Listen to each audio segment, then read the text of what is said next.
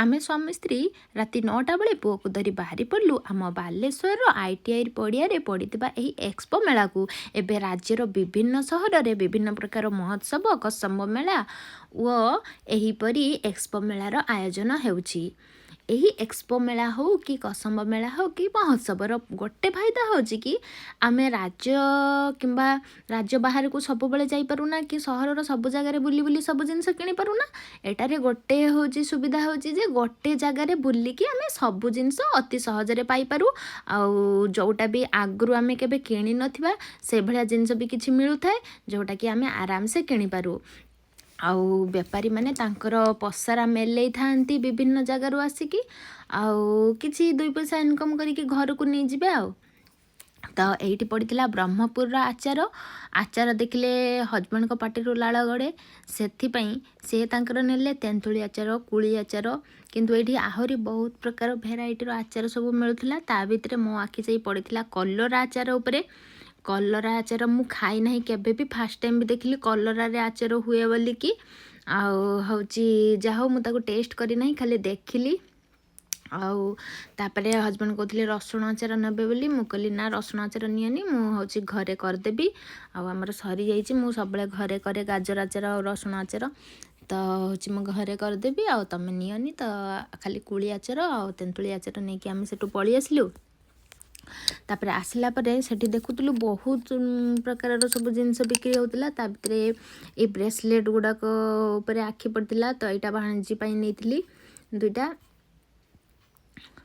तापरे आस्तिलु आमे mixture पाखकू mixture घर पई आनितिलु किंतु मते कहीं लगे मेला महोत्सव माने अलग जिनस गुड़ाक टिके रेट मते लगे दाम बढ़ी जाए कहीं ना आमे कोलकाता जाइतिलु सेठी जो कान फूल गुड़ाक आमे 30 रुपीज रे आनिथिलु एठी नउथला 150। आउ मु भाबुची बोधे सेठी कोलकाता जाइकी आनिबा माने होची गाड़ी भड़ा ए सब भितरे एठी किनी नबाटा बेटर हबो किंतु फिर भी एते रेटटा ठीक नुह।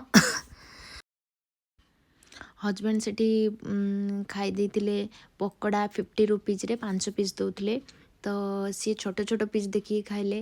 तापरे सेटा खाई सारिकी स्वीट्स खाइले लिंगराज स्वीट्स खाई सारिकी मु खाइली छतु पकोड़ा जेहेतु गुरुवार थिला बिना प्याज रसुण रे आउ एटा नेइथिला 30 रुपीज रे गोटे स्टिक रे 4-5टा थिला।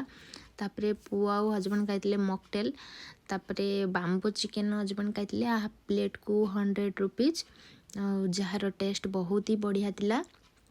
तो आपण माने एमिति सब मेला बुली जाइकी विभिन्न प्रकार माने स्टॉल ले सब खाती कि नहीं मते जणेबे।